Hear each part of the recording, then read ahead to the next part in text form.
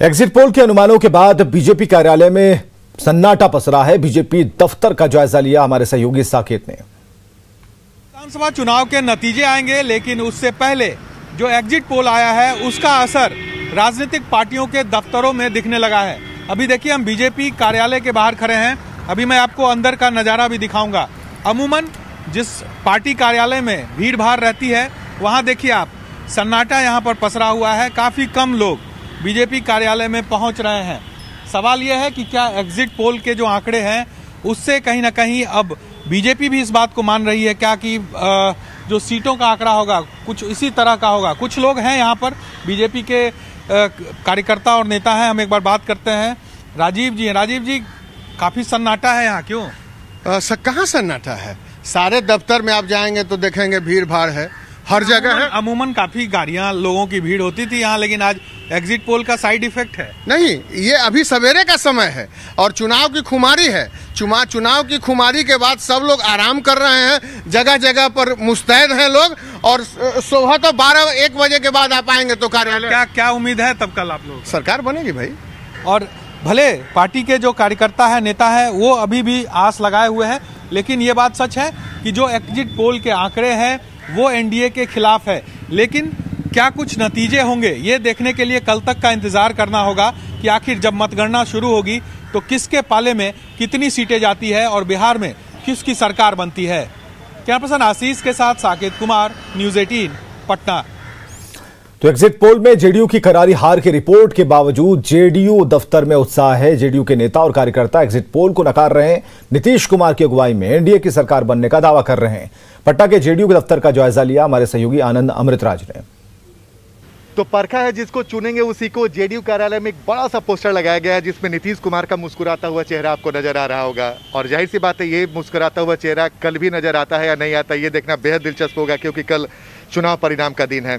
हम जेडीयू कार्यालय में मौजूद हैं और जेडीयू के तमाम जो प्रवक्ता और कार्यकर्ता हैं, तमाम लोग यहाँ पर मौजूद हैं और विक्ट्री साइन दिखा रहे हैं। यानी कि कल को लेकर पूरी तरीके से आश्वस्त हैं कि सरकार एनडीए के बनने वाली है नीतीश कुमार की अगुवाई में। अजय जी, इस विक्ट्री साइन का मतलब क्या है? इस विक्ट्री का मतलब तो हम 2005 से ही दिखाते आ रहे हैं। 5, 10, 15, 20, अब 20वां भी दिखाएंगे। यही साइन है, यही रहेगा, यही चेहरा रहेगा और उदीयमान सूर्य की तरह चमकते रहेगा। उदीयमान सूर्य की तरह चमकता रहेगा क्या? एकदम हमारे प्रवक्ता महोदय जिन्होंने कहा है उन पे 100% हम लोग पूरा बिहार घूम के आ रहे हैं। कहीं से भी नीतीश साहब पे कोई आँच आने वाला नहीं है। तेजस्वी आवे कि चिराग आवे, कोई फर्क नहीं पड़ता। चौथी बार वो आएंगे ही और जनता पूरी तरह से बिहार का 90% हम लोगों के पक्ष में खड़ा है। नीरज जी, एग्जिट पोल पे भरोसा क्यों नहीं है? एग्जिट पोल तो कुछ और बताइए। एग्जिट पोल हमेशा गलत निकला है, जो इतिहास रहा है। और हम लोग जनता पर विश्वास करते हैं। और जो आप कह रहे हैं कि मुस्कुराता हुआ चेहरा, उनका कल भी मुस्कुराता हुआ चेहरा रहेगा और बिहार की जनता का भी मुस्कुराता हुआ चेहरा कल रहेगा। जैसा कि हमारे प्रवक्ता साहब बोले कि 5, 10, 15, 20 फिर से नीतीश। अच्छा, आपने कोट भी कर लिया। बिल्कुल, कल भ्रष्टाचारियों की हार होगी और सुशासन का जीत होगा। बिहार की जनता जीतेगी, नीतीश कुमार फिर से मुख्यमंत्री। जेडीयू कार्यकर्ताओं का आत्मविश्वास और इन्हें पूरी उम्मीद है कि तमाम एग्जिट पोल खारिज होंगे और एक बार नीतीश कुमार की अगुवाई में फिर से बिहार में एनडीए की सरकार बनेगी। कैमरामैन शाहनवाज के साथ आनंद अमृतराज, न्यूज़ 18 नेटवर्क, पटना। शेखपुरा में मतगणना को लेकर सभी तैयारियां पूरी कर ली गई हैं। शेखपुरा और बरबीघा विधानसभा का मतगणना केंद्र नवोदय स्कूल में बनाया गया है। तैयारियों का जायजा लिया हमारे सहयोगी अजित कुमार सिन्हा ने। शेखपुरा जिले में 2 विधानसभा क्षेत्र हैं, शेखपुरा और बरबीघा, जिसका मतगणना कल नवोदय विद्यालय में होना है। सभी तैयारियां जिला प्रशासन द्वारा पूरी कर ली गई है। सुरक्षा का पुख्ता व्यवस्था किया गया और सैनिक बलों के देखरेख में ईवीएम की निगरानी की जा रही है। साथ ही 3 लेयर में सुरक्षा व्यवस्था किया गया है। कोई भी आदमी बिना पास का कोई भी प्रवेश नहीं करेगा सेंटर पर जहां काउंटिंग होना है। सारी सुरक्षा व्यवस्था है, मजिस्ट्रेट की तैनाती की गई है, कोई भी चूक नहीं होगा। सारा जो है पुख्ता इंतजाम किया गया है। बाहर के लोग कोई प्रवेश नहीं बिना अनुमति के कर पाएंगे। सभी दल का जो भी आइडेंटिटी कार्ड है, जिसका परिचय पत्र है, वही लोग इसमें प्रवेश करेंगे, ताकि स्वच्छ निर्भीक तरीके से मतगणना का कार्य हो सके। आपको मैं बता दूं कि शेखपुरा विधानसभा में 27 राउंड मतगणना होना है और बरबीघा विधानसभा का 24 राउंड मतगणना होना है। अलग अलग व्यवस्था किया गया, मजिस्ट्रेटों का अलग देखरेख में व्यवस्था है, साथ ही मीडिया का अलग से शिविर लगाया गया है। सारी व्यवस्था अलग से की गई है ताकि कोई भी चूक नहीं हो सके। अजीत कुमार सिन्हा, न्यूज़ 18 शेखपुरा। कटिहार में वोटिंग के बाद अब काउंटिंग की तैयारी है। 3 गछिया बाजार समिति में इसे लेकर तैयारी पूरी कर ली गई है। कटिहार 3 गछिया बाजार समिति वज्रगृह के बाहरी परिसर से मतगणना की तैयारी पर जानकारी दे रहे हैं हमारे सहयोगी सुब्रत। मतदान पूरी हो चुकी है, अब नतीजे आने की बारी है। इसी को लेकर हर जिले में तैयारी हो चुका है। इस बीच ये कटिहार बाजार समिति परिसर है जहां 7 विधानसभा कटिहार से जुड़ा हुआ है। कदवा, बलरामपुर, प्राणपुर, बराड़ी, कटिहार, मनिहारी और कोरहा विधानसभा के लिए जो मतदान हुआ था उसका ईवीएम इसी वज्रगृह में रखा गया है, जहां अधिकारी और तमाम जो सुरक्षाकर्मी मौजूद है। आप देख सकते हैं तार की ये बैरिकेड किया गया है और उस पार जो तमाम सुरक्षा उपकरणों के साथ, तमाम सुरक्षा प्रहरियों के साथ ईवीएम को सुरक्षित ढंग से रखा गया है। जो भी लोग अपना निर्णय दिए हैं, लोकतंत्र के इस महापर्व में भागीदारी के साथ जो जिम्मेदारी निभाया है, उसका नतीजा क्या आया है ये तो अब चंद घंटा यानी 10 तारीख को सुबह ही सामने आएगा। लेकिन तब तक के लिए जो नतीजा आया है उसके लिए लेकर तमाम चर्चाएं बनी हुई है और तमाम कयास का दौर बना हुआ है। अब देखना है 10 तारीख का सुबह किसके साथ होता है, किन के साथ होता है। लेकिन नतीजा जो भी होगा, न्यूज़ 18 सबसे पहले आप तक नतीजा पहुंचाने के लिए हर मतगणना केंद्र से बना रहेगा। सुब्रत, न्यूज़ 18 कटिहार। इधर खगड़िया में मतगणना की तैयारियां पूरी कर ली गई हैं। बाजार समिति मैदान में मतगणना होगी जहां सुरक्षा की पुख्ता व्यवस्था की गई है। मतगणना केंद्र की सुरक्षा में 500 से ज्यादा कर्मियों को लगाया गया है। इसके साथ 300 से ज्यादा सीसीटीवी कैमरे लगाए गए हैं। मतगणना केंद्र की तैयारियों का जायजा लिया खगड़िया संवाददाता दिग्विजय ने। कल खगड़िया के इसी बाजार समिति मैदान में मतगणना का कार्य होगा। हम आपको ये दिखाना चाह रहे हैं, ये बाजार समिति का जो मैदान है उसके चारों तरफ से सुरक्षा व्यवस्था कड़ी कर दी गई है। जो हर गेट पे पुलिस की प्रतिनियुक्ति की गई है और 331 से अधिक सीसीटीवी कैमरे चारों तरफ लगाए गए हैं। जो मतगणना कार्य होना है इस बार कोरोना काल को देखते हुए 14 टेबल जहां पहले लगता था वहाँ इस बार 7 टेबल ही लगाया जा रहा है। तो ये जो टेबल का जो संख्या कम होने के कारण ये उम्मीद लगा रहे हैं कि इस बार जो परिणाम या रुझान आएंगे थोड़ा सा इनमें लेट होगा। तो चारों विधानसभा में एक तरह से कहे तो कल सुबह 8 बजे से मतगणना का कार्य शुरू होना है। 561 से अधिक जो मतदान कर्मी हैं उनको मतगणना कार्य में लगाया गया है। खगड़िया डीएम खुद पूरे स्थिति को अपने मॉनिटरिंग कर रहे हैं। वहाँ पे एक तरह से कहे कि सुरक्षा व्यवस्था के साथ साथ जो यहाँ के मतगणना का जो कार्य होना है कल सुबह 8 बजे से ये शुरू हो जाएगी। जो भी मैदान के बाहर जो कार्यकर्ता रहेंगे उन तक रुझान पहुँचाने के लिए माइकिंग की व्यवस्था की गई है। दिग्विजय कुमार, न्यूज़ 18 खगड़िया। गोपालगंज की 6 विधानसभा सीटों के लिए थावे में काउंटिंग सेंटर बनाया गया है। थावे में 2 जगहों पर काउंटिंग की व्यवस्था की गई है। यहां पर सभी प्रत्याशियों को या उनके प्रतिनिधि को विशेष पास के साथ ही भीतर जाने की इजाजत होगी। गोपालगंज में 6 विधानसभा सीट है और यहाँ पर 2 जगह काउंटिंग सेंटर बनाया गया है। और अभी हम खड़े हैं गोपालगंज के थावे का जो है डाइट सेंटर है। आप देखेंगे कि यहाँ पर गोपालगंज जो सदर अनुमंडल है उसके 4 विधानसभा गोपालगंज, कुचायकोट, बरौली और बैकुंठपुर 4 जगह काउंटिंग होगी। सुबह 8 बजे से काउंटिंग की जो है व्यवस्था की गई है यहाँ पर। और आप देखेंगे कि दाहिने साइड में आपको ईवीएम डिस्पैच सेंटर बनाया गया है। यहाँ से जो है सभी जगह ईवीएम जो काउंटिंग करना है ईवीएम को डिस्पैच किया जाएगा। मजिस्ट्रेट की तैनाती होगी। भारी जो सीएसएफ के जो जवान हैं उनको लगाया गया है। सबसे बड़ी बात है कि गोपालगंज में इस बार जो है 92 प्रत्याशी चुनाव मैदान में हैं और सभी की किस्मत जो है सुबह 8 बजे से ईवीएम के थ्रू खुलेगा। और यहाँ पर सुरक्षा के व्यापक इंतजाम किए गए हैं। देखेंगे कि पुलिस जवानों को तैनात किया गया है, यहाँ पर मजिस्ट्रेट तैनात किए गए हैं। और ये जो काउंटिंग सेंटर यहाँ पर किसी के भी आने की मनाही होगी। जो विशेष अधिकार के साथ जो उनके पास होगा वही अंदर आ सकते हैं। और साथ में जो काउंटिंग सेंटर है, काउंटिंग सेंटर के अंदर जो ऑब्जर्वर हैं वो रहेंगे। उसके अलावा जो माइक्रो ऑब्जर्वर है वो रहेंगे, मजिस्ट्रेट तैनात रहेंगे। यहाँ पर सुरक्षा के व्यापक इंतजाम किए गए हैं। और गोपालगंज में अनुमान है कि सुबह 8 बजे से काउंटिंग जब शुरू होगी, पहले बैलेट पोस्टर की काउंटिंग शुरू होगी और उसके बाद फिर जो है ईवीएम को खोला जाएगा। और इस बार अनुमान लगाया गया है कि काफ़ी देर से जो काउंटिंग चलेगी, क्योंकि कोविड-19 को लेकर के जो गाइडलाइन बनाए गए हैं, जो इंस्ट्रक्शन बनाए गए हैं, उसका खास यहाँ पर इंतजाम किया गया है। और सोशल डिस्टेंसिंग को फॉलो करते हुए जो है यहाँ पर जो वो काउंटिंग होगी और करीब 35-36 राउंड जो है यहाँ पर काउंटिंग चलेगा। तो इस तरह से जो परिणाम है वो परिणाम देर से आने की उम्मीद है। और गोपालगंज में जो काउंटिंग है 2 जगह पर जो काउंटिंग बनाए गए हैं और इसकी वजह से अधिकारियों का जो काम है वो बढ़ गया है। नितेश कुमार, न्यूज़ 18, गोपालगंज। मुजफ्फरपुर में कल होने वाली मतगणना के लिए पूरी तैयारी है। मतगणना स्थल बेला के फेज 2 स्थित महिला पॉलिटेक्निक कॉलेज परिसर में इसे बनाया गया है। मुजफ्फरपुर में 11 विधानसभा क्षेत्र के लिए मतगणना होगी। बिहार विधानसभा चुनाव 2020 की मतगणना के लिए मुजफ्फरपुर में सारी तैयारियां पूरी कर ली गई है। आप देखिए ये बेला फेज 2 एरिया में बनाया गया है जो महिला पॉलिटेक्निक कॉलेज परिसर है। यहाँ पर ये काउंटिंग स्थल बनाया गया है। पहली बार इस जगह का चयन किया गया है और जो 11 विधानसभा क्षेत्र हैं मुजफ्फरपुर ज़िले में इसी स्थल पर काउंटिंग होगी। अलग अलग विधानसभा क्षेत्र के लिए बैरिकेडिंग की गई है। जो अभिकर्ता होंगे प्रत्याशियों के विभिन्न राजनीतिक दलों से जुड़े हुए अभिकर्ता उनके प्रवेश के लिए इजाज़त दी गई है और 3 लेयर में सुरक्षा कर्मियों को लगाया गया है। होमगार्ड्स जवान पहले लेयर में है जबकि दूसरे लेयर में बिहार पुलिस के जवान रहेंगे और जो तीसरा लेयर है वो CISF के जिम्मे है। तो वज्रगृह में जो तमाम EVM है वो जमा कर लिया गया है और पूरी तरीके से सील है। किसी भी लोगों को प्रवेश करने की इजाज़त भी इस परिसर में नहीं दी जा रही है। और कल सुबह सबसे पहले 7 बजे बैलेट पेपर जो है उसकी काउंटिंग की जाएगी और EVM की जो काउंटिंग है वो 8 बजे सुबह से प्रारंभ कर दी जाएगी। और पूरी तरह जो मुजफ्फरपुर के जिला निर्वाचन पदाधिकारी जिलाधिकारी हैं डॉक्टर चंद्रशेखर सिंह, उन्होंने कहा है कि पूरी तरह फुल प्रूफ व्यवस्था होगी।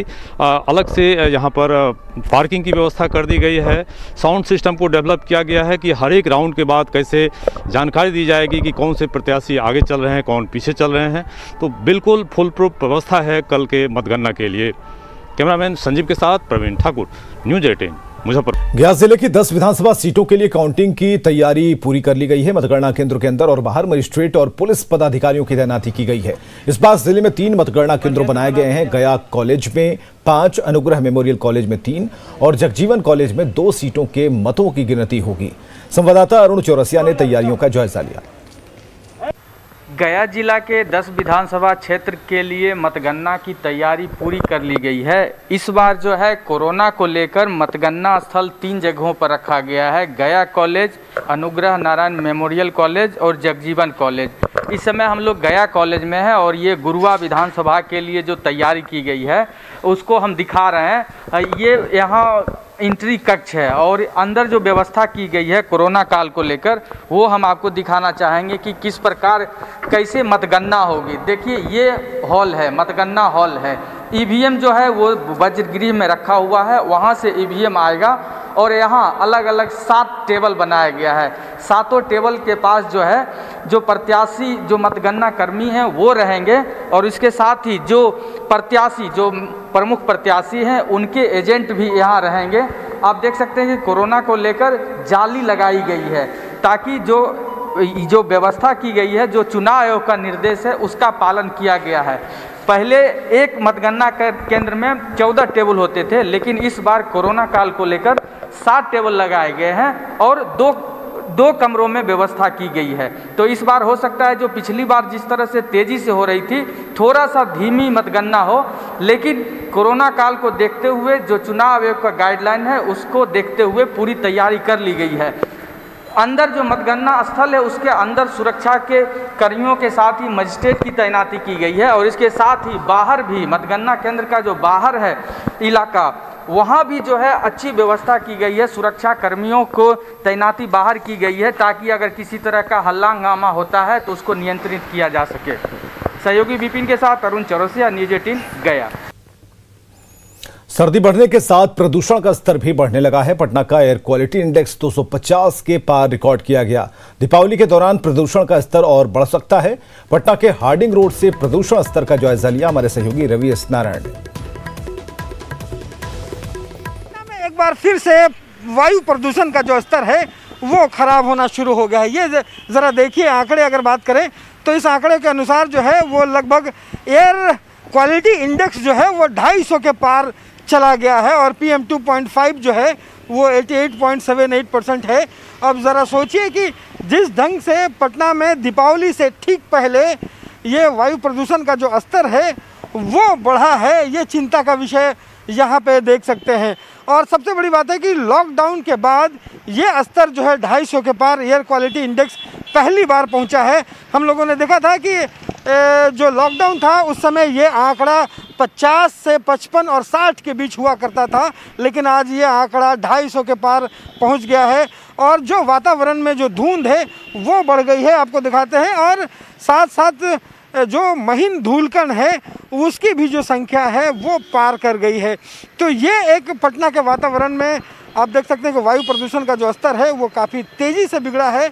और अभी आने वाले जो दीपावली है उसे लेकर के वायु प्रदूषण डिपार्टमेंट की जो चिंताएं हैं वो बढ़ गई है। ज़रूरत इस बात की है कि दीपावली में भी जो है पटाखे लोग कम जलाएं और ताकि वायु प्रदूषण से बचा जा सके। कैमरा पर्सन अजय दुबे के साथ रवि एस नारायण, न्यूज़ 18 पटना। क्या आप जानते हैं कि गंगा में 80% पानी हिमालय के सैकड़ों प्राकृतिक झरनों से आता है।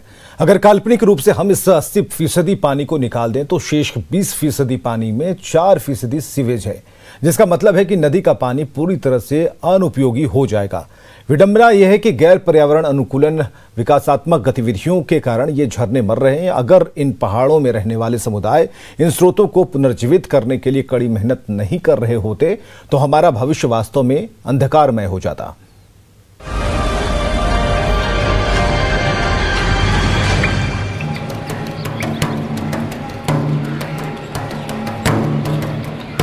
बहुत बारी हम रियलाइज़ नहीं करते हैं कि नॉर्थ इंडियन जो मेजर रिवर्स हैं तो जो स्प्रिंग्स का पानी है उनको बहुत कंट्रीब्यूट करता है। जो आइसोटोपिक स्टडीज़ भी की गई, इवन गैंजेस अगर बरेली वगैरह तक देखें 80% of the water in Ganges is comprised of water from the springs. अगर ये सारे स्प्रिंग सूख जाएंगे तो 80% पानी गंगा में कम हो गया, तो इंटायर गैंजेस डेल्टा जो हम फ्लड प्लेन्स बोलते हैं वो नहीं रहेंगे। उस टाइम पे वाटर के जो रिसोर्सेज थे वो स्प्रिंग्स हैं, नेचुरल एक्विफर्स हैं जो कहीं पर ज़मीन से निकलते हैं। शुरू में उतना यहाँ पर एक्सटर्नल लोड नहीं था, जैसे जैसे वो बढ़ा लोगों की नीड्स बढ़ गए, कंजम्पशन बहुत बढ़ गया। और दूसरा रोड नेटवर्क का डेवलपमेंटल एक्टिविटीज़ हुई तो जो एक्विफर्स का जो नेचुरल रिचार्ज एरिया थे वो डिस्ट्रॉय होने लगे। हमने लोगों से इस तरह से बातचीत करना शुरू किया कि भाई इस जंगल को आप लोग बचाइए, नहीं तो आपके पानी के स्रोत धीरे धीरे खत्म हो जाएंगे। काफ़ी बुजुर्ग महिलाओं ने उस समय 8,000-10,000 की नर्सरी बनाई थी। करीब 4-5 किलोमीटर हेड लोड उनने सर पे लाके, डलिया पे लाके यहाँ प्लांट लगाया। आज उनको बहुत खुशी होती है, देखो हमारा बनाया जंगल है कितना अच्छा है। उससे लोगों को काफ़ी फायदा भी है। इसके नीचे आप देखेंगे स्रोत निकला हुआ है, तो वो स्रोत बरकरार है, कंटिन्यू है। नहीं तो लोग कहते हैं कि पहले यहाँ पर इतना पानी नहीं था, पर आज उसमें पानी काफ़ी है।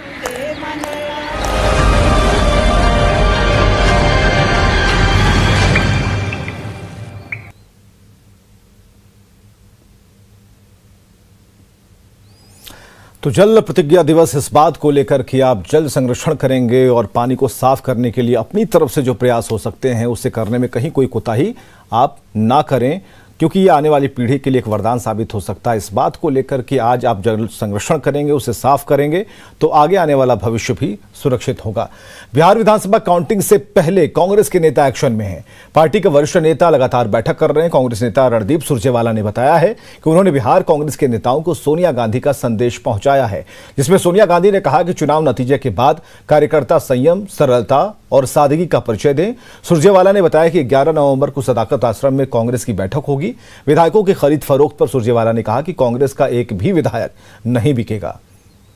रणदीप जी, सबसे पहले शुक्रिया न्यूज़ 18 से बात करने के लिए आपका। किस तरह की बातों के साथ आप लोगों को यहाँ भेजा गया है? क्या तैयारी कांग्रेस की रहेगी जब आपके जो विधायक हैं वो जीत कर आते हैं, तो किस तरह की स्ट्रैटेजी है?